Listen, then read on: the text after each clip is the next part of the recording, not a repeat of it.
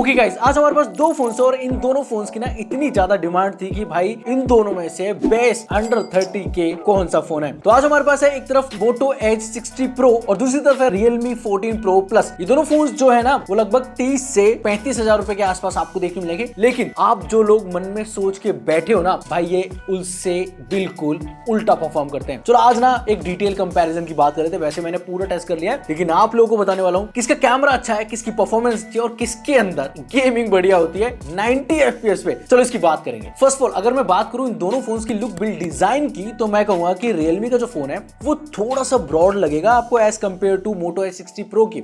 और दूसरी चीज यहाँ पर जो वीगन लेदर है ना, मुझे ज्यादा बेटर नजर आ रहा है Realme का। और ऐसा नहीं कि इसका खराब है, लेकिन हाँ अगर आप दोनों को हाथ में लेके यूज करके देखोगे ना, तो इस Realme 14 Pro Plus का ना जो वीगन लेदर है वो ज्यादा बेटर लगेगा आपको। इवन यहाँ पर ना ये फोन थोड़ा सा ब्रॉड लगता है। काफी लोगों को देखो ब्रॉड पसंद आ सकते हैं फोन, नो डाउट उनके हाथ बड़े, लेकिन मुझे थोड़ा सा जो कंफर्टेबल है ना वो Moto Edge 60 Pro लगा। हालांकि इसके अंदर आपको एक कर्व डिस्प्ले मिलती है जिसकी वजह से आपकी जो ग्रिप है वो ज्यादा अच्छी बनती है। और ये फोन थोड़ा सा ब्रॉड हो गया है। पिछली जो सीरीज थी वो थोड़ी सी पतली आती थी, लेकिन इस टाइम इस सीरीज के अंदर थोड़ी सी ब्रॉडनेस मिली है, यानी कि Realme 14 Pro Plus के अंदर। एंड यस, अगर वेट वगैरह की बात करोगे तो थोड़ा बहुत फर्क है दोनों फोन के अंदर, ये थोड़ा सा हल्का आपको देखने को मिलेगा। लेकिन बात आती है डिस्प्ले क्वालिटी की। देखो मैं मोटो से शुरुआत करता हूं। यहाँ पर आपको 6.7 इंच की P OLED डिस्प्ले मिलती है 1.5K रेजोल्यूशन वाली। और यहाँ पर अगर आप देखोगे ना तो ब्राइटनेस का जो नंबर है ना भाई 4500 निट्स दे रखा है। और अगर आप HBM की बात करोगे तो वो भी 1500 निट्स है। भाई कंटेंट वॉचिंग हो, आउटडोर में यूज करना हो, कोई दिक्कत नहीं लगती। इवन अगर आप इस फोन से कंपेयर करोगे ना तो आपको यस थोड़ा सा फर्क नजर आएगा, क्योंकि यहाँ पर जो टोटल पीक ब्राइटनेस है वो 1500, जबकि इतना तो उसका HBM है। यहाँ पर आपको 1200 निट्स के आसपास HBM देखने को मिलता है। तो आउटडोर में अगर आप देखोगे ना तो इस फोन की ब्राइटनेस यानी कि Moto Edge 60 Pro की ब्राइटनेस आपको ज्यादा बेटर नजर आएगी। इवन कंटेंट वॉचिंग में आपको लग सकता है कि भाई Moto Edge के अंदर थोड़ी सी बेटर क्वालिटी मिलती है, लेकिन डेफिनेटली इस फोन के अंदर Realme के अंदर भी कोई प्रॉब्लम नहीं है। यहाँ पर आपको क्वाड कर्व डिस्प्ले मिलती है जिसकी वजह से भाई एज टू एज जो कंटेंट है वो देखने को मिलता है। लेकिन यहाँ पर स्क्रीन टू बॉडी रेशियो है वो थोड़ा सा ज्यादा मिलता है, यानी कि कुछ 96% मिलता है, यानी कि उतनी डिस्प्ले मिलती है, जबकि यहाँ पर आपको 93% मिलता है। तो यस, एजेस इस फोन के अंदर कम है डेफिनेटली। और यहाँ तक अगर आप वीडियो देख चुके हो तो भाई वीडियो को लाइक जरूर कर दो, चैनल पे पहली बार आए तो सब्सक्राइब कर दो। बाकी बढ़ते हैं वीडियो की तरफ। दोनों फोन्स के अंदर आपको इन डिस्प्ले फिंगरप्रिंट सेंसर आते हैं और ये ना इनकी जो पोजीशन है वो काफी नीचे है। दोनों को मैंने काफी देर तक और काफी बार यूज करके देखा, कोई भी प्रॉब्लम नहीं लगी मुझे, काफी ठीक तरीके से काम करते हैं। ओके गाइस, तो अब बात करते हैं परफॉर्मेंस की। अगर मैं Realme से शुरुआत करूं तो यहाँ पर आपको 7S Gen 3 प्रोसेसर मिलता है, LPDDR4X रैम आती है, साथ में UFS स्टोरेज 4.1 आता है। वहीं अगर आप देखोगे ना तो मोटो के अंदर यहाँ पर आपको 8350 MediaTek का जो प्रोसेसर है वो मिलता है, वो भी एक्सट्रीम वाला। साथ में LPDDR5X रैम, जो कभी एक्सपेक्ट मैंने किया ही नहीं था कि भाई यहाँ पर मिल जाएगा। और साथ में UFS स्टोरेज 4.0। अब यहाँ पर ना इन दोनों की भाई हमने टेस्टिंग कर रखी है हैवी, जहां पर हमने स्कोर्स वगैरह टेस्ट कर रखे हैं, CPU थ्रॉटलिंग टेस्ट कर रखा है। चलो उसकी बात करते हैं। सबसे पहले अगर आप देखोगे एंतुतु स्कोर्स में ये phone Moto Edge 60 Pro 1.4 million आता है, जबकि यहाँ पर लगभग 8 लाख के आसपास स्कोर्स निकल के आते हैं। CPU थ्रॉटलिंग के अंदर अगर आप देखोगे तो दोनों के जो स्कोर्स हैं लगभग आपको सेम देखने मिलेंगे, 79-82% के आसपास, जबकि Geekbench के अंदर भाई Moto Edge 60 Pro जीत जाता है। वहीं अगर आप बात करोगे गेमिंग की तो भाई यहाँ पर आपको ट्विस्ट देखने मिलेगा। मुझे क्या लगा था भाई इतना तगड़ा प्रोसेसर आता है इसके अंदर 1.5 मिलियन के आसपास। अब देखो वो प्रोसेसर की गलती नहीं है, फिर फोन की गलती नहीं है। BGMI यहाँ पर अगर आप बात करोगे तो 60 FPS पे अभी खेल पाओगे नेटिवली, उसमें कोई 90 FPS का ऑप्शन नहीं है। हो सकता है फ्यूचर में आपको देखने मिल जाए, क्योंकि यहाँ पर आपको 90 FPS का जो ऑप्शन था ना वो अनलॉक हो चुका है। नेटिवली आप 90 FPS पे प्ले कर पाओगे BGMI के अंदर, और ये चीज काफी अच्छी हुई, क्योंकि भाई पोको के अंदर अभी तक नहीं हुआ था और भी जो फोन्स थे उसके अंदर नहीं हुआ था, लेकिन इस चिपसेट के अंदर जिसके एंतुतु स्कोर सिर्फ 8 लाख आते हैं भाई, वहां पर ये ऑप्शन आपको ओपन मिलता है। जब मैंने इसकी पहली वीडियो बनाई थी वहां पर ऑप्शन नहीं था, लेकिन अब ये ऑप्शन यहाँ पर खुल चुका है। अब लेकिन बात आती है हीटिंग की प्रॉब्लम तो नहीं है किसी फोन के अंदर। देखो जब मैं गेम वगैरह खेल रहा था आधे घंटे से ज्यादा दोनों फोन्स के अंदर, मेरे को कोई भी हीटिंग की प्रॉब्लम नहीं लगी। इवन हमने कुछ बाहर वीडियोस रिकॉर्ड करी थी, तो हाँ डेफिनेटली बोल सकता हूँ इन दोनों के टेम्परेचर राइज करते हैं। लेकिन एक चीज मैंने नोटिस करी, चार्जिंग के टाइम Realme के अंदर ऐसी कोई हीटिंग या फिर कोई वार्म होने वाली बात नहीं है, लेकिन मोटो के अंदर अगर आप देखोगे तो भाई यहाँ पर भाई ये फोन थोड़ा वार्म हो जाता है। 41, 42, 43 डिग्री के आसपास ये फोन चला जाता है अगर आप इसे चार्ज कर रहे हो तो। अब कैमरास की बात करते हैं। यहाँ पर अगर आप देखोगे दोनों के अंदर भाई आपको ट्रिपल कैमरा सेटअप देखने मिलता है। अगर इसकी बात करूं तो यहाँ पर आपको 50 प्लस में 8 मेगापिक्सल का कैमरा सेटअप मिलता है और सेल्फी कैमरा 32 मेगापिक्सल का है। ये Realme की बात थी। मोटो की अगर बात करूं तो यहाँ पर आपको ट्रिपल कैमरा सेटअप मिलता है, 50 प्लस में 50 प्लस में 10 मेगापिक्सल और एक लाइट सेंसर भी है वैसे, और साथ में इसका अल्ट्रा वाइड और मैक्रो सेंसर भी है, मतलब एक ही के अंदर, और साथ में 50 मेगापिक्सल का सेल्फी कैमरा भी मिलता है। तो यहाँ पर ना मैंने बहुत सारी फोटोज क्लिक करी, इंडोर हो, आउटडोर हो, लो लाइट हो, मैक्रो हो, सारे फोटोज की बात करिए। अब मैं एक एक करके बात करता हूँ। तो सबसे पहले मैं सेल्फी कैमरा की बात करना चाहूंगा। अब देखो, एक तरफ 32 है और एक तरफ है 50 मेगापिक्सल। नो डाउट मोटो की जो फोटोज हैं उसमें अगर आप देखोगे तो डिटेल्स ज्यादा नजर आएंगी, यहाँ पर आपको शार्पनेस भी नजर आएगी, लेकिन रियलमी की जो फोटोज है उसमें थोड़ा सा सॉफ्टनेस देखने को मिलता है, जो डिटेल्स है वो हल्की सी कम है। लेकिन मैं बताऊं, ज्यादातर फोटोज लोगों को रियलमी की ज्यादा पसंद आएंगी क्योंकि थोड़ी सी ब्राइट है और जो मार्क्स वगैरह होते हैं चेहरे पे भाई वो एकदम साफ कर देता है। लेकिन मोटो की तरफ आपको डिटेल्स ज्यादा नजर आएंगी और मोटो की जो फोटोज हैं वो थोड़ी सी डार्कनेस की तरफ आपको देखने को मिलेंगी। इसके बाद अगर आप नॉर्मल लो लाइट कंडीशन में फोटोज क्लिक करते हो तो वहां पर भी आपको ये चीज देखने को मिलेगी, रियलमी की जो फोटोज हैं उसमें थोड़ा सा लाइट अप है फोटोज के अंदर, जबकि मोटो थोड़ा नियर टू नेचुरल या फिर वार्म टोन को प्रेफर करता है। इवन वाइड एंगल फोटोज में भी हमने चीज नोटिस करी कि मोटो की जो फोटोज है वो थोड़ी सी डार्कनेस की तरफ जाती है, जबकि रियलमी की फोटोज थोड़ा सा जो व्हाइट बैलेंस है उसको मैनेज करती है। इवन पोर्ट्रेट्स के अंदर भी आपको फोटोज हो सकता है रियलमी की ज्यादा बढ़िया लगे, जहां पे स्किन टोन्स वगैरह अच्छी आ रही है या फिर जो कलर्स है वो नियर टू नेचुरल है। लेकिन अगर आप थोड़ी सी गौर से देखोगे तो मोटो के अंदर आपको डिटेल ज्यादा नजर आएंगी, जो कलर्स है वो थोड़े से सैचुरेटेड नजर आएंगे। इवन जो बोके इफेक्ट है वो मुझे लगता है कि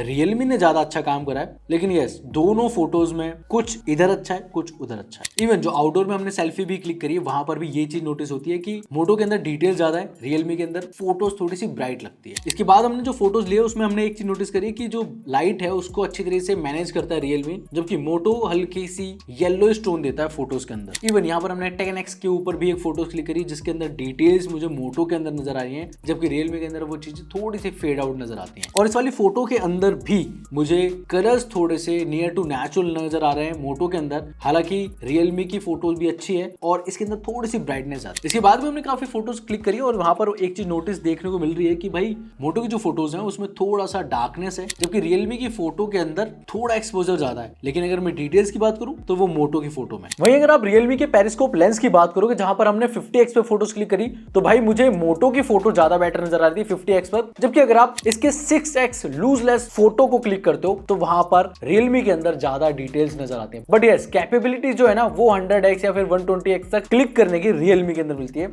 मोटो के अंदर ये ऑप्शन नहीं मिलता। और बात कर लेते हैं इसके बाद वीडियो क्वालिटी की भी। एंड गाइस, अब मैं रिकॉर्ड कर रहा हूं इन दोनों के फ्रंट कैमरा से जहां पर आप 4K 30 FPS में मैक्स आउटपुट पे शूट कर पाओगे।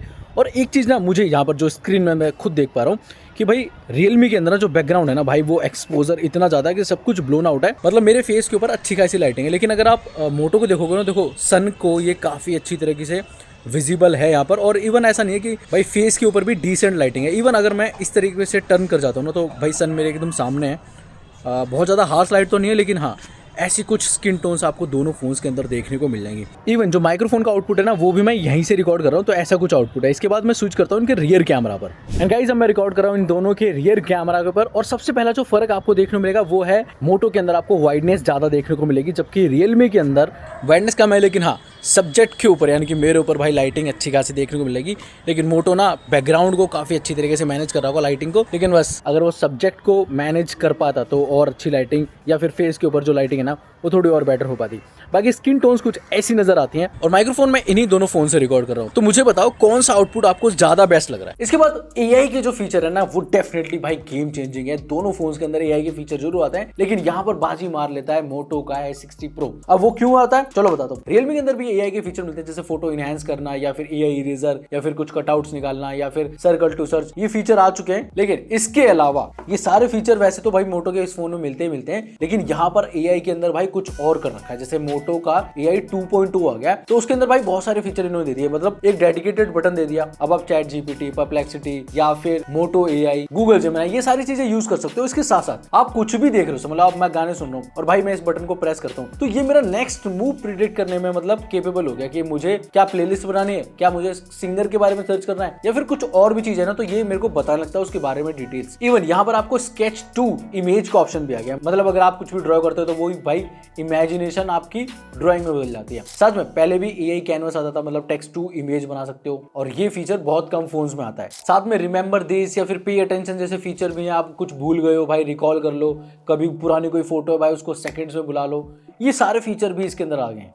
ऊपर से अगर मैं इनके UI की बात करूं तो यहाँ पर और डिफरेंस क्रिएट हो जाता है, क्योंकि ये आता है Realme UI 6.0 के साथ जो Android 15 पे बेस है। और यहाँ पर आप देखोगे तो क्लीन UI जैसा कुछ भी नहीं है, ब्लोटवेयर काफी सारे हैं, अनवांटेड एप्स हैं जो आपको अनसॉल्व करनी पड़ती है, लेकिन जो स्मूथनेस है भाई वो बहुत अच्छी है। मैंने पहले भी वीडियो में कहा था कि मुझे ये फोन बहुत ज्यादा स्मूथ लग रहा है, एकदम मक्खन की तरह चलता है, ये चीज अच्छी है। और इसका UI ना कुछ जो स्मूथनेस है भाई वो कलर OS की तरफ फील कराती है, हैप्टिक्स नहीं कराते वैसे, लेकिन यस OS कराता है। तो ये चीज यहाँ पर मिलती है। लेकिन यहाँ पर आपको मिलता है हेलो UI जिसके अंदर भाई आपको क्लीन एक्सपीरियंस मिलता है। कुछ एप्स हैं जो आप भाई देखने को मिल जाएंगे, लेकिन फिर भी बोलूंगा कि हाँ क्लीन एक्सपीरियंस है। एक दो एप्स हैं इसके अंदर जैसे बबल शूटर वगैरह या फिर बॉल्स और पुट ऐसे करके गेम्स वगैरह दे रखी हैं, बाकी कुछ मोटो की एप्स हैं, लेकिन नियर टू स्टॉक एंड्रॉइड लगता है। और यहाँ पर आपको जो एक्सपीरियंस है ना वो ठीक लगता है, लेकिन इतना स्मूथनेस नहीं है जितना इस Realme 14 Pro Plus में मिलेगा। इवन Realme में आपको 2 Plus में 3 years के OS अपडेट मिलेंगे, जबकि यहाँ पर आपको 3 Plus में 4 year के OS अपडेट मिलेंगे। इसके अलावा भी दोनों फोन्स के अंदर भाई बहुत सारे फीचर, जैसे कि यहाँ पर भी आपको IP68, IP69 की वाटर रेटिंग मिलती है, मिलिट्री ग्रेड सर्टिफिकेशन यहाँ पर मिलती है,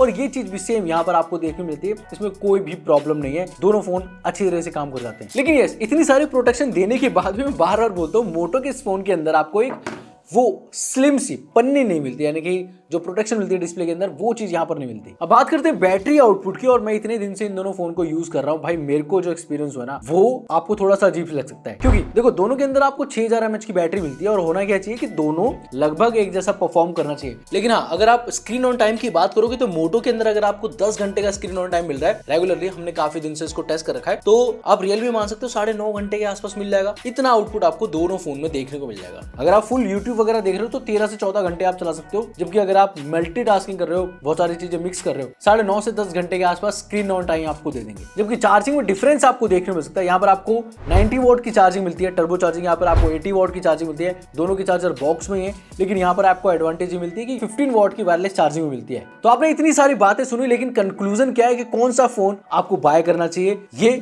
या फिर ये? चलो बात करते हैं। सबसे पहले अगर आप रियलमी बाय करते हो तो आपको सबसे बेनिफिट क्या क्या मिलेंगे। देखो, आपको काफी हद तक कैमरा की जो फोटोज है ना वो ज्यादा बढ़िया लगेंगी रियलमी की, जहां पर आप सीधे सोशल मीडिया पे डाल सकते हो। ब्राइट फोटोज हैं, इवन जो कलर्स है वो भी काफी बढ़िया आते हैं, डिटेलिंग भी ठीक ठाक मिल जाती है। और यहाँ पर अगर आप देखोगे तो बैटरी थोड़ी सी बेटर काम करती है। इसका जो स्मूथनेस है यूआई का वो मेरे को ज्यादा बेटर लगा। इवन यहाँ पर अगर आप देखोगे तो गेमिंग के अंदर भाई आप 90 FPS पे आराम से खेल सकते हो। तो स्कोर जरूर कम है, लेकिन भाई और कोई परफॉर्मेंस में ऐसे कोई दिक्कत नहीं है। हालांकि जो दिक्कत है वो यही है कि भाई यहाँ पर आपको 2 Plus में 3 years के OS अपडेट है, ब्लोटवेयर वगैरह मिलते हैं, तो ये सारी चीजें। बाकी यहाँ पर आप कॉल वगैरह रिकॉर्ड करते हो, ये सारे फीचर मिलते हैं। और यस, हैप्टिक्स थोड़े से बेटर मिलते हैं अगर आप मोटो से कंपेयर करोगे तो। और काफी लोगों को कर्व डिस्प्ले पसंद आती है, तो यहाँ पर आपको क्वाड कर्व डिस्प्ले मिलती है। वीगन लेदर इसका अच्छा है, और काफी लोग अगर वीगन लेदर नहीं पसंद तो इसके अंदर एक और ऑप्शन आता है जहां पर आप कलर चेंज कर सकते हो। तो ये सारी अच्छी चीजें थी जो मुझे रियलमी में देखने को मिली। बट यस, मोटो के अंदर भी बहुत अच्छी चीजें हैं, जैसे कि यहाँ पर आपको परफॉर्मेंस अच्छी मिल जाती है, डिटेल्स कैमरास के अंदर अच्छी है, सेल्फी कैमरास का ज्यादा बेटर काम करता है इन टर्म्स ऑफ डिटेल। साथ में यहाँ पर आपको 3D कर्व डिस्प्ले मिलती है, ब्राइटनेस ज्यादा देखने को मिलती है,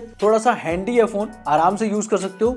और काफी लोगों को इसकी वीगन लेदर ज्यादा पसंद आएगी एज कम्पेयर टू रियलमी की बात करूं। क्लीन यूआई मिलता है जहां पर आपको कोई ज्यादा फालतू के ऐप्स नहीं मिलते। साथ में एआई के फीचर बहुत तगड़े मिलते हैं, 90 वॉट की फास्ट चार्जिंग और साथ में 15 वॉट की वायरलेस चार्जिंग। काफी लोगों को नीड रहती है कि भाई 15 वॉट की एक वायरलेस चार्जिंग मिल जाए, मजा ही आ जाए। और साथ में एआई के भाई मैंने फीचर तो बताए, लेकिन एआई का एक डेडिकेटेड बटन भी दे रखा है। तो भाई ये सारी चीजें ना मतलब इसको इस प्राइस ब्रैकेट के अंदर किलर फोन बनाती है। और ना एक चीज और बता दूं, अगर आप इन दोनों के ना कंपेयर करोगे ना 8/256 GB का वेरिएंट, तो भाई ये लगभग 33,000 के आसपास मिलेगा आपको। जबकि वो वेरिएंट के अंदर ये फोन सिर्फ आपको मिलेगा 30,000 रुपए के अंदर, 29,999 रुपए के अंदर। तो डेफिनेटली ये एक ज्यादा बढ़िया चॉइस है। लेकिन मैंने बता दिया ये आप कब बाय कर सकते हो और ये आप कब बाय कर सकते हो। तो ये था एक मोस्ट डिटेल कंपैरिजन इन दोनों फोन्स का। तो आप मुझे बताओ आपके हिसाब से सबसे बेस्ट फोन कौन सा है।